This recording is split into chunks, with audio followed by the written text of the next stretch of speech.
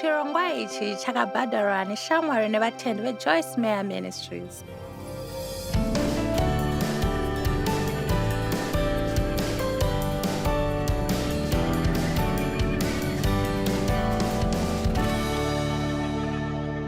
Munamato chikomborero chikuru chatinacho. Munamato hausingori basa kana chinhu chatinofanira kuita. Hachizi ndaita zvose zvandachifanira kuita zvangosara kungonamata. Munamato unofanira kuva chinhu chekutanga chekutidzivirira, asi inofanira kuva nekutenda nechivimbo. Musimba remunamato unofanira kutenda kuti Mwari vanokunzwa, uye kunyange ukasawana kubudirira nekukasika, unofanira kutenda kuti pese paunonamata Mwari vanobva vaenda pabasa muupenyu hwako nenguva chaiyo chaona chishamiso. Uye ndofunga kuti vakawanda vedu vanombofunga kuti ndeipi nzira chaiyo yekunamata. Nevadzidzi vainge vane mubvunzo iwoyo. Saka muna Ruka ndima 11 vakati, Mwari tidzidzisewo kunamata. Uye Jesu akati, paunonamata namatai zvakadai: Mwari vedu vekudenga, zita renyu ngarikudzwe, umambo hwenyu ngauye, kuda kwenyu ngakuitwe panyika sezvinoitwa kudenga. Tipei chingwa chedu chemazuva nemazuva. Tiregerere zvatinokutadzira sezvatinoregerera vanotitadzira isu. Musatitungamirira mukuedzwa, asi mutinunura kubva kune vakaipa.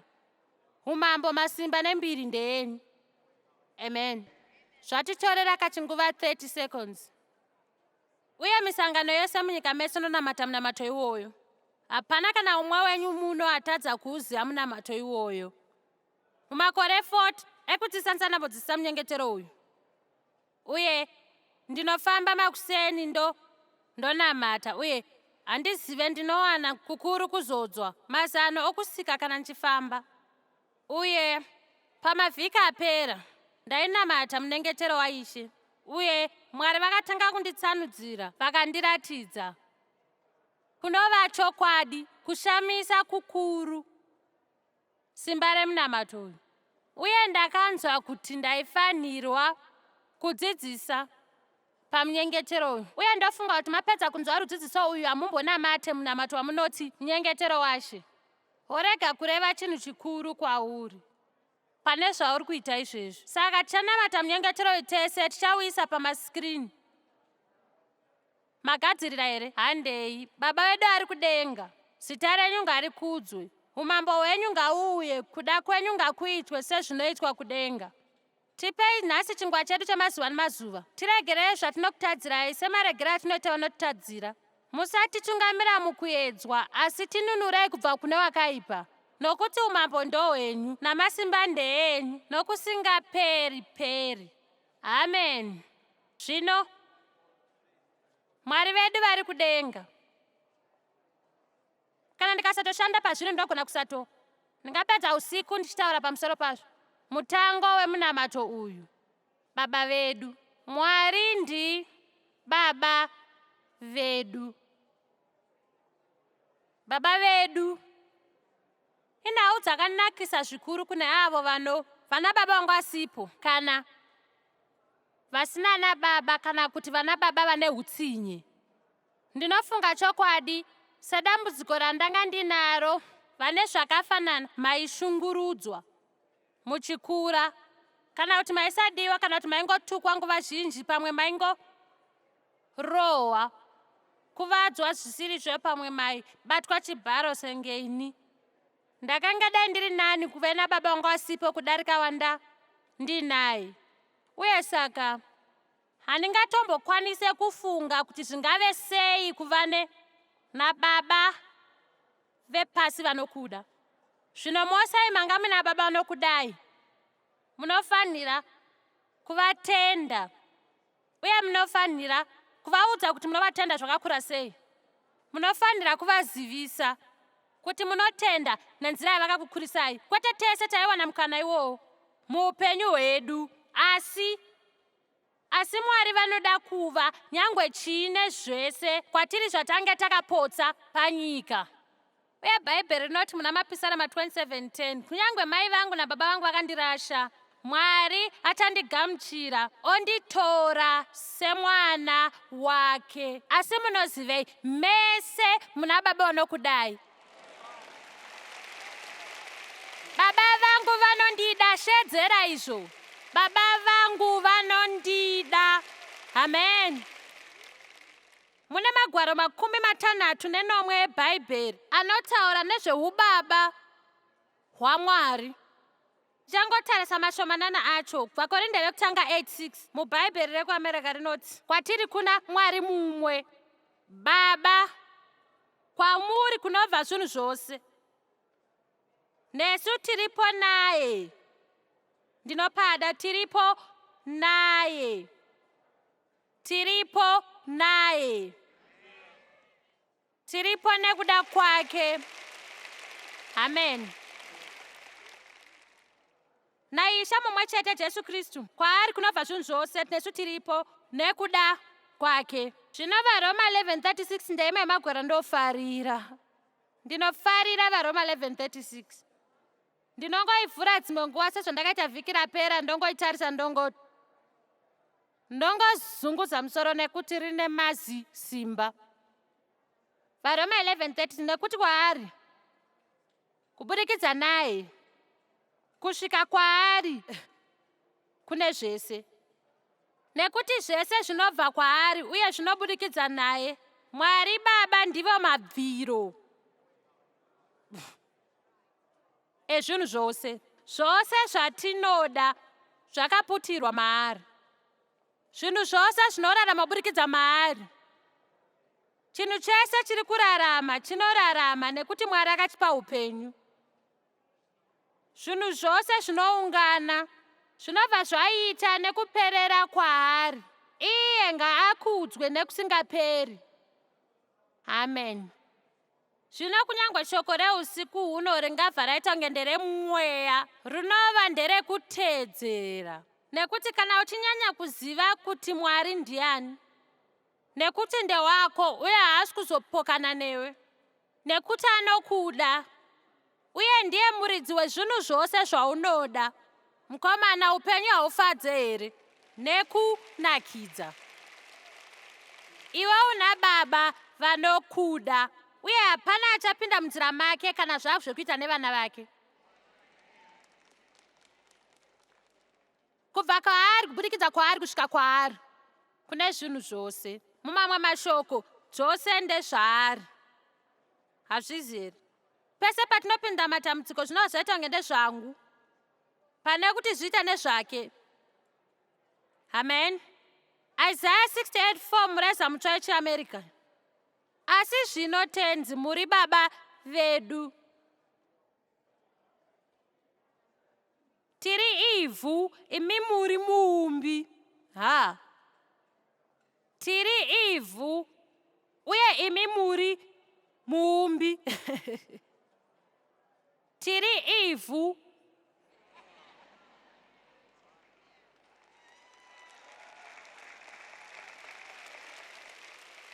Saka Mwari munotitora moita zvamunoda, uye haisi nyaya yedu isu. Hatisi pano kuzokurwisai. Uye tese tiri mabasa emaoko enyu. Ndoudza munhu wese ari kunzwa zvakaipa pamusoro pake. Ndonzwa kunge ndongokuvhura ndokuzadza muna mapisarema 1:39 anoti, kubva mudumbu ramai venyu akakugadzirai nemaoko ake. Pebhanire nepakuumbwa, pakavanda akatiumba akatigadzira. Mwari akabva tarisa zvese zvaangagadzira akati, zvakanaka. Zvakanaka. Usarege munhu achikuudza kuti hauna kunaka. Usamborega munhu achikuudza kuti uri tsaona vaisakuda. Kunyange mwabereki wangu asina urongwa hwekuva newe, Mwari akaronga kuti uvepo. Ane chinangwa newe, ane urongwa newe, uye ndibaba vako. Une munhu padivi rako. Ndicho chinhu chikuru, chikurusa pazvose. Uye nchiri kurangarira mwana wedu Dhanieri paaitamba panze. Munoziva, baba vake vane muviri muhombe, 6'4", 6'4 nehalf. vane mhasuru. Munoziva munhu anorwisa vana achienda kuna Dheni aimhanya achidzoka kumba achichema baba. Ndizvo chete zvaizongovapo, nekuti Dhevha aibva anditarisa kunge achabvarura musuo kuti achienda mwana wake aichema panze. Kuva nechokwadi kuti hapana anenge amukwadza. Regai ndikudze chimwe chinhu, baba vako vane maitiro akafanana kwamuri. Ndinorangarira naDheni aive munhu akafara sengweni. Vadzidzisi vaiti ane unyanzvi hwemagariro akasimukira, zvichireva kuti aitaura zvakanyanya uye aifunga zvose ibato. Saka munoziva taedza kumudzidzisa kuva munhu anozvibata. Aive nezvinhu zvekuita zvakanyorwa pabepa, aigara pamusuwo wake, zvekuti aimakirwa, akawanda twakamakwa aibva awana masita, akawanda masita akawanda aipewa chipo. Asi munoziva hapana nguva pairidza mhere achida rubatsiro. Dave paimera achiti, Joyce, ndiri kunzwa mwana wedu achichema, endapaswa ndotarisa patinombonyora.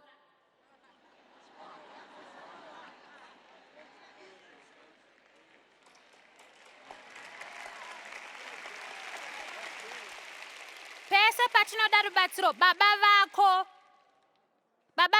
Mwari havaende kungonotarisa pakanyorwa kuti wamakirwa pakawanda here patiri kunyora vasati vatanga kubatsira.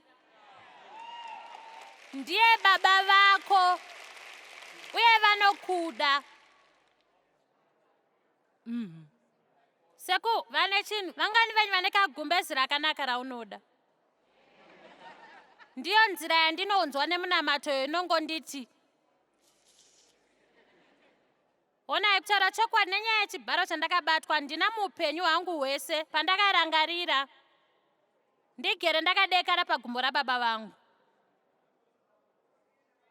Pane zvinhu zvakawanda zvandakapotsa nemwoyo zvamakapotsa zvekuti hatitombozive zvatakapotsa nekuti hapana chimiro chekunongedzera kunze uku. Asi regai ndikudzei chimwe chinhu, Mwari vachakudzorera zvakafurikidza. Mubayiro wakapetwa kaviri pazvese zvawakapotsa. Mwari vatidaidza muukama huri pedyo naye. Jeremiah 3:19 ndakati, ndiMwari vari kutaura burikidza Jeremiah, ndichakuisai pakati pevana vangu ndokupa nyika inofadza, nhaka yakanaka yamarudzi akawanda. Ndikati, imi muchandideedza kuti baba vangu, baba vangu, uye hamusi kuzonditendeukira kunditevera. Vakorinda vechipiri 6:18. Uye ndichava baba kwamuri, imi muchava mwanakomana nemwanasikana kwandiri. Vakataura baba Ishe wemasimba ose. Iye yekupedzisira vaRoma 8:15. Nokuti hamuna kugamuchira mweya weuranda unoita mutye zvakare, asi makagamuchira mweya wekuitwa vana, uya watinodana naye tichiti Abba, Baba. Abba izita rechiAramaic rinowanzotsanangurwa nechirungu nevanhu richinzi Daddy. Abba, Baba, Daddy, Mwari. Amen. Vana baba nomboitei? Uye vanopa, vanokurudzira, vanodzidzisa, vanonyaradza, vanokurudzira uye vanogadzirisa. Asi chese chavanoita vanochiita kuti unakirwe iwe. Zvakaoma semwana mubereki anoti handizivi hazvi kunzwisa, asi izvi ndiri kuzviitira iwewe. Kunyange pavanokuranga vokutorera chinhu chaunoda, zvekuti ndiri kuzviitira iwe ndoziva hausi kunzwisisa, uye inzira imwe naMwari. Dzimwe nguva hatiregeri tiita zvinhu zvatinenge tichida kuita, uye ndizvo zvakatinakira. Tinofanira kuvimba izvozvo semadiro atinoita kuti vana vedu vavimbe nesu. Zvino handizive kuti kuchave nevanhu vangani uye handichizive kuti vanhu vangani muchivakwa chino usiku nekuti uri kuona chivhiti. Asi ndinokudzai pane vanhu muupenyu vane upenyu hutsva, pidigurwa kubva kumusoro nepasi, hoiswa panzvimbo chaiyo nekungonzwisisa manheru ano kuti Mwari ndibaba vako, Mwari baba vako.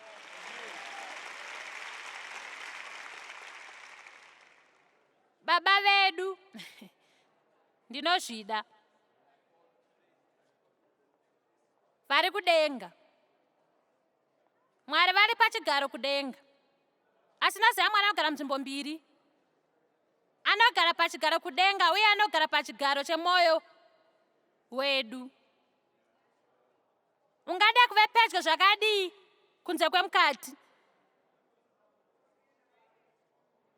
Munoziva zvinoita kunge chitendero ndechangu njedza kusvika kuna Mwari. Asi chiKristu ndechaKristu achisvikira isu pasi. Anogara mauri kana uri mutendi. Kristu mandiri. Tariro rekubwinya. Uri imba yaMwari wamasimba ose.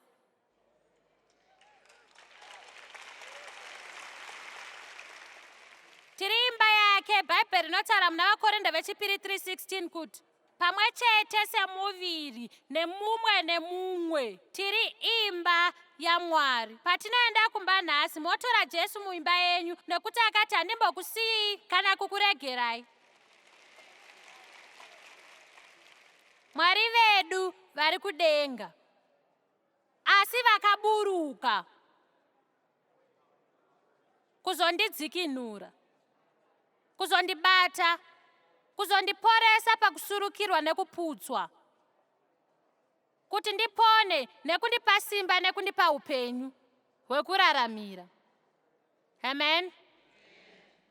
Chinhu chakakosha chakaitika muupenyu hwangu Mwari paakabata upenyu hwangu muna 1976. Ndanga ndiri mutendi kwenguva yakareba asi ndisina ukama, ndisina kusveberana naMwari wekudenga. Munoziva kumashure kuma-70s nekuma-80s panga paine kufamba kukuru kwamweya mutsvene. Vanhu vakawanda vaizadziswa nemweya, batwa nesimba raMwari. Nyangwe chero mashoko amunoda kuisa ipapo. Uye handiri mbidzo zvakaitika asi rega ndiudzei, paunosvika panguva yekuti unoziva kuti Mwari havazingori kumwe kunhu,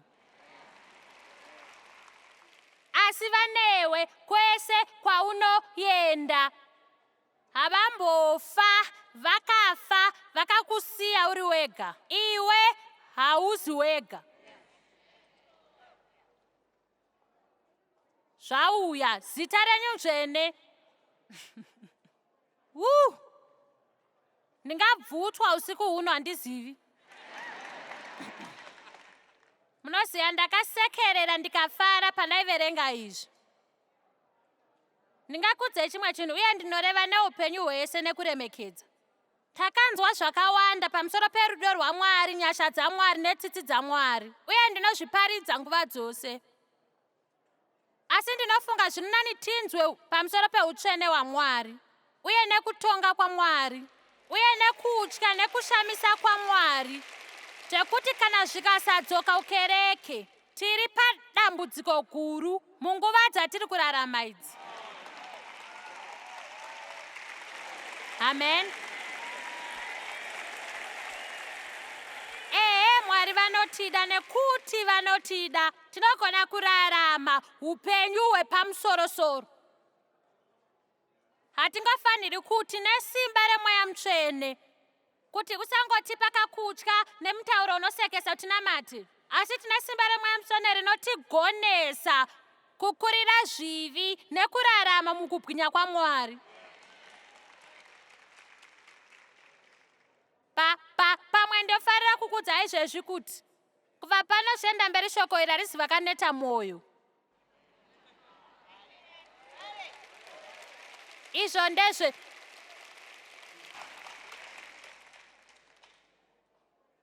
patinoziva utsvene hwaMwari, utsvene hwaMwari, iye mutsvene. Dai zvisiri zvekuti tinogona kuenda kuna Mwari kubudikidza naKristu, hapana mumwe wedu anogona kurarama chinguva muutsvene hwaMwari.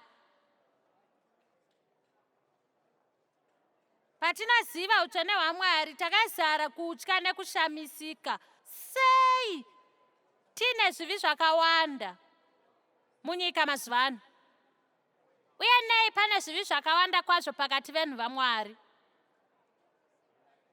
Nekuti tinoshaya kutya kwekuremekedza.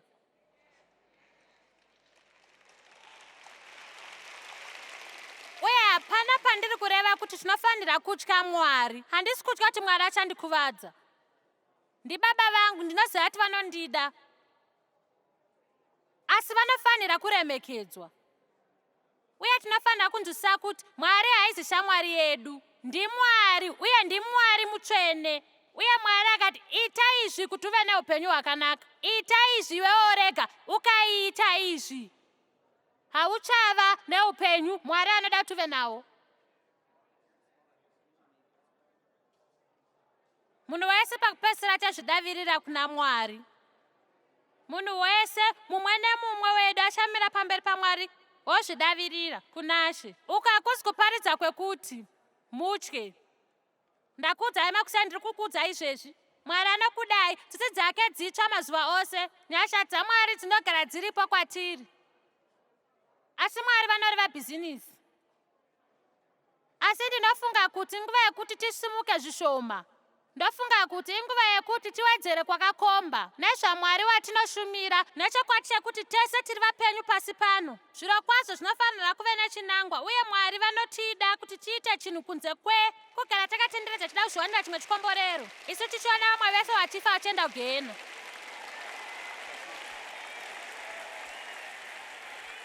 Amen.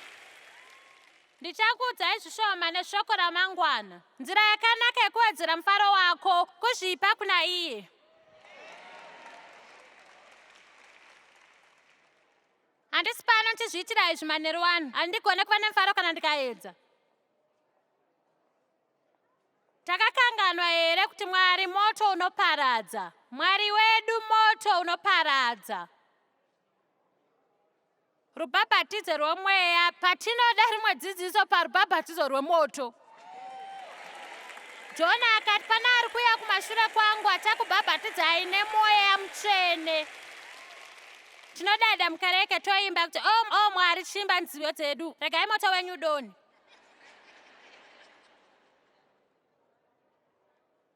Inga kana moto waMwari wauya mupenyu wako, ndokuudza zvingaitike nokuti ndakazviita. Anopisa zvese zvingaenderane nemhando yake. Uye chero zvinoitika chasara, anobatidza moto kuti apiwe mbiri. Mandinzwa here? Kana moto waMwari wauya muupenyu hwako, unopisa zvese zvisingaenderani nemhando yake, uye wopisa zvese zvinenge zvasara, kuti Mwari vazvishandise rumbidzo yavo. Ndokuudza kuti chiya, handizivi kuti uri parutivi rupi rwefenzi. Kana uri parutivi rwekereke pazuva resvondo, kana parutivi rwenyika muvhuro. Ndiri pachinangwa chekudzinga vanhu vari pafenzi.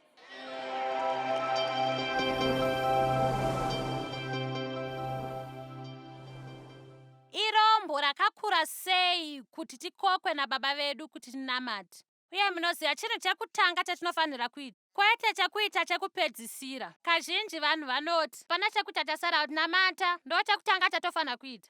Ngatitendei kuti Mwari vanotinzwa, ndibaba vedu vanotida, nekuti vari kushanda muupenyu hwedu. Munoziva hauna nekuti haukumbiri, saka chitanga kuvakumbira zvaunoda.